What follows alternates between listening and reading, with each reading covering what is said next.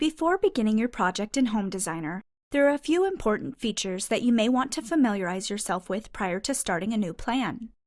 These features are the menus, toolbar buttons, hotkeys, and the library browser.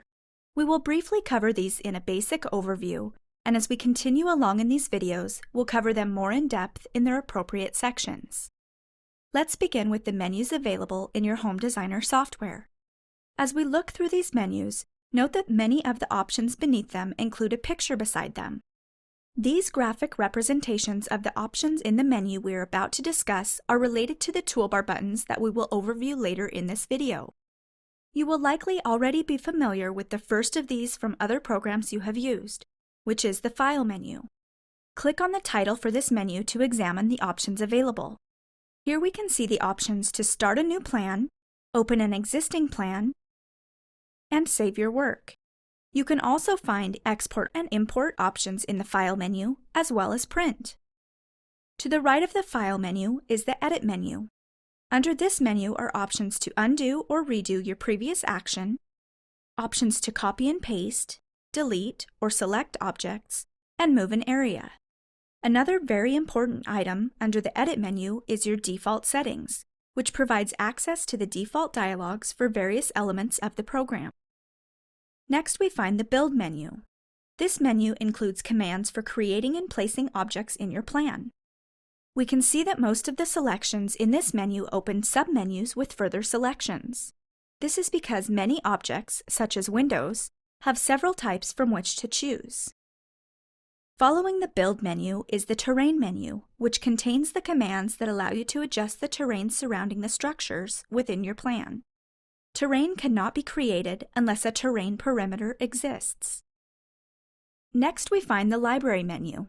The options here allow you to locate and manage objects stored in the library browser. The 3D menu options create and control 3D views of your plan. This section allows you to choose the type of camera view that you want to take, displays the various mouse controls available, as well as some quality and style settings. You can also set up a backdrop to display in your 3D views from this menu. Beside the 3D menu, we see the CAD menu, which contains CAD, dimension, and text tools that help add detail to your floor plan views. The Tools menu contains options for controlling the appearance and display of your plan, as well as space planning and materials list tools for your plan and a loan calculator. The View menu includes commands for refreshing the display on your computer screen, displaying or hiding the library browser, and the tool palette. The scroll bars, the display of color, and the reference grid in the drawing window.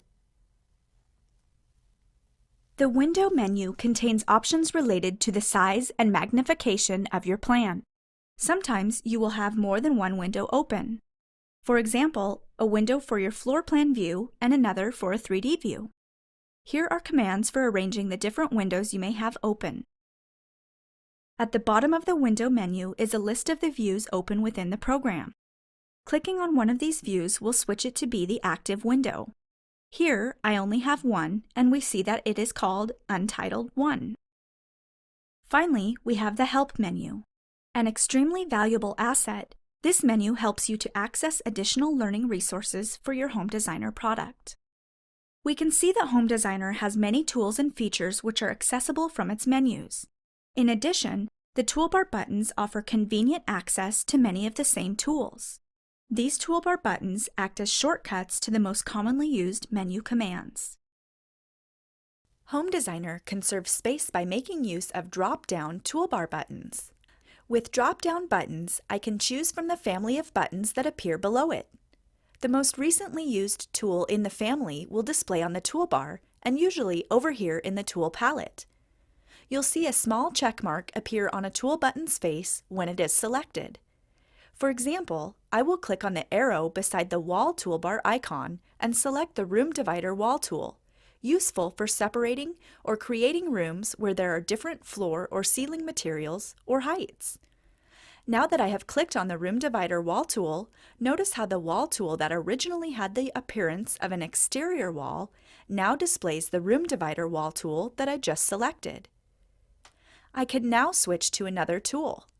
I'll click on the Cabinet tool, and later I can return to the Room Divider Wall tool without selecting it from the drop-down list again by simply clicking the button.